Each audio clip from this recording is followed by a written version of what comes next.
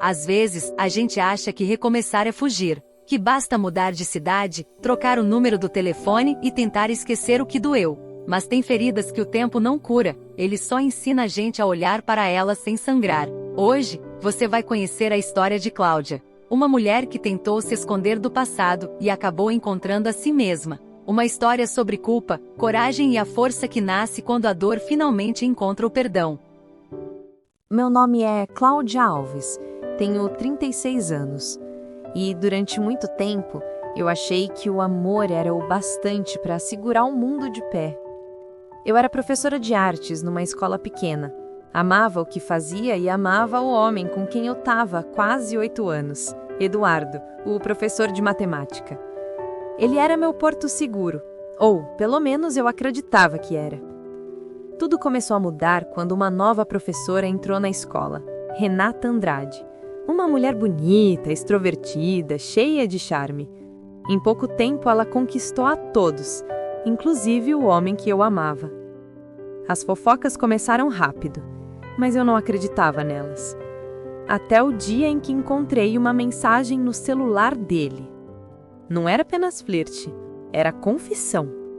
Eles estavam juntos há meses e todos sabiam, menos eu. Quando confrontei os dois, Renata chorou e Eduardo ficou em silêncio. Mas o que mais doeu não foi a traição, foi o julgamento. Quando a verdade veio à tona, ninguém me defendeu, nem mesmo meus colegas, que sabiam da traição. Renata era carismática, popular, e eu virei a mulher amarga, a que não soube segurar o homem. Passei a ouvir comentários cruéis, olhares de pena e risadas abafadas nos corredores. Fui afastada da escola com a desculpa de dar tempo para o ambiente se acalmar. Foi ali que eu percebi.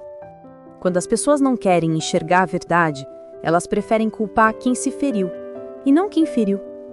Então, eu fugi. Sem dizer adeus, sem arrumar desculpas. Peguei uma mochila, um punhado de roupas e fui embora de ônibus para qualquer lugar onde meu nome não tivesse eco. Depois de 2 dias de viagem e lágrimas, cheguei a uma cidade pequena, cercada por montanhas. Um lugar onde o vento parecia sussurrar que eu podia começar de novo. Lá, aluguei um quartinho simples nos fundos de uma casa e comecei a trabalhar numa loja de tecidos. Era irônico, porque todo dia eu cortava e costurava pedaços de pano, enquanto tentava costurar o que tinha rasgado dentro de mim. O dono da loja, seu Antônio, era um senhor bondoso que me tratava com respeito.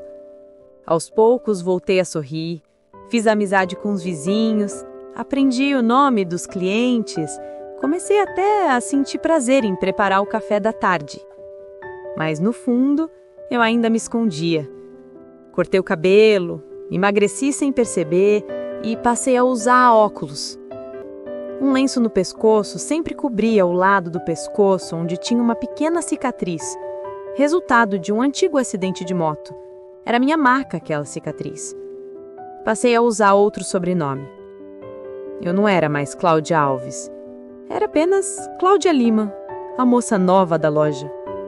E por algum tempo eu realmente acreditei que tinha conseguido fugir do passado. Um dia, o senhor Antônio disse que estava cansado e ia vender a loja. Eu sorri e desejei sorte sem imaginar o que ia por vir. Na semana seguinte, o novo dono apareceu. Alto, elegante, sorriso fácil e com um nome que fez o chão sumir sobre meus pés. Marcos Andrade. Ele era o irmão da Renata, a mulher que destruiu meu casamento. Naquele instante o coração disparou, senti o sangue gelar, mas ele não me reconheceu. Afinal, fazia anos e eu estava diferente, mais magra, cabelo curto, olhar endurecido. E eu escondi a cicatriz com o lenço, então não teria como me reconhecer. Para ele, eu era só mais uma funcionária. Ele olhou para mim como se fosse uma estranha. E para todos os efeitos, era mesmo. Durante semanas, vivi entre medo e orgulho.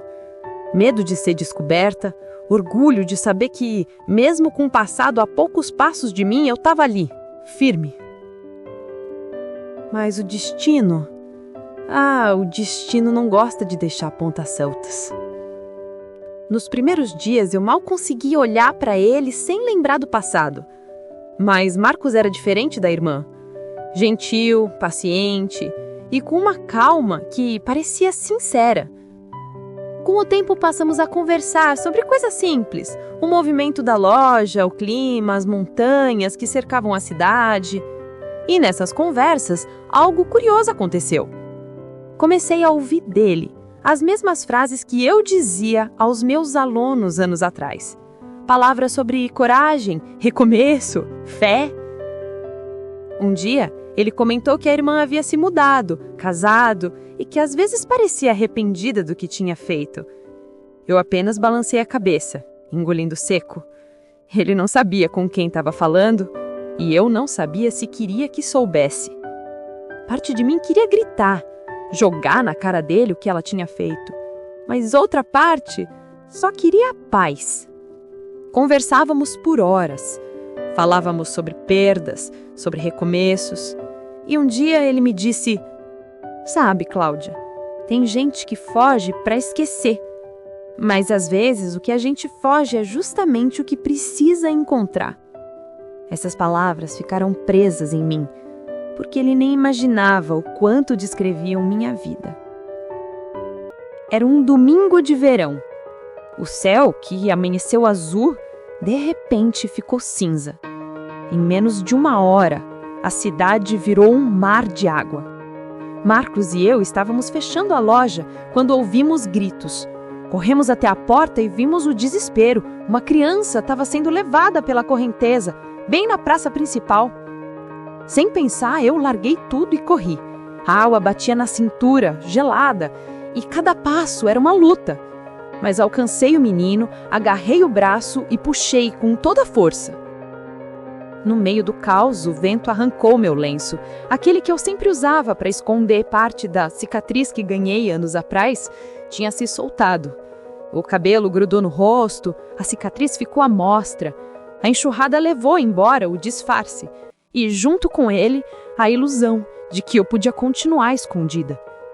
Quando finalmente nos resgataram, tremendo de frio, Marcos veio correndo. Olhou para mim e parou. O olhar dele percorreu meu rosto com uma mistura de confusão e espanto, até que ele sussurrou: "Cláudia Alves?" O nome que eu não ouvia há anos. O nome que eu tinha enterrado. Eu congelei. Não respondi. Não adiantava negar. O meu passado estava ali, diante de mim, reconhecendo cada traço, cada lembrança. Marcos ficou em silêncio por alguns segundos, até que os olhos dele marejaram. Disse que anos atrás ouviu a história pela versão da irmã e acreditou. Que me via como a mulher amarga que destruiu o casamento e depois sumiu. Mas ao me ver salvar uma criança sem pensar duas vezes, entendeu que havia algo errado naquela história. Nos dias seguintes, ele insistiu para que conversássemos. E, cansada de fugir, aceitei. Sentamos na varanda da loja com o barulho da chuva ainda ecoando lá fora, e eu contei tudo. Desde o primeiro boato até o dia em que fui expulsa da escola. Ele ouviu em silêncio, sem me interromper. Quando terminei, respirou fundo e disse: "A vida tem um jeito estranho de juntar as peças. Eu passei anos acreditando numa versão que não era sua. E hoje, eu vejo que a mulher mais forte que conheci foi justamente a que minha família feriu." Naquele momento, algo dentro de mim se libertou. Senti o peso de anos se desfazendo dos meus ombros. Não porque ele acreditou em mim.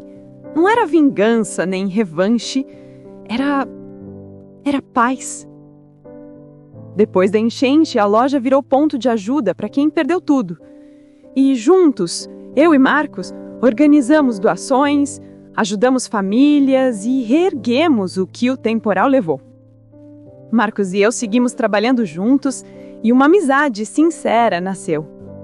Nunca falamos sobre amor, apenas sobre gratidão. Porque, às vezes, o amor que o destino devolve vem na forma de compreensão. Com o tempo, eu percebi que o destino não me colocou de frente para o passado para me punir, mas para me libertar. Hoje, quando eu olho para trás, vejo a mulher que um dia se escondeu. Eu só dei a volta por cima e encontrei um novo caminho de volta para mim. E aprendi uma coisa que quero deixar para você que está ouvindo. Fugir pode te dar um novo endereço, mas encarar a dor te dá um novo coração. A gente não precisa apagar o que doeu para recomeçar. Precisa é deixar de se esconder do que sobreviveu. Histórias como a da Cláudia nos lembram que o passado não precisa ser um inimigo. Ele pode ser o espelho onde a gente finalmente entende o quanto cresceu. E se você também está tentando recomeçar, que essa história te ajude a lembrar: coragem não é seguir sem medo, é seguir mesmo com medo. Se essa história tocou você, compartilhe para que mais pessoas reflitam. E não se esqueça de se inscrever e deixar o seu like. Aqui no Histórias e Inspiração, a gente acredita. Os maiores gestos ainda são os mais simples. Até a próxima!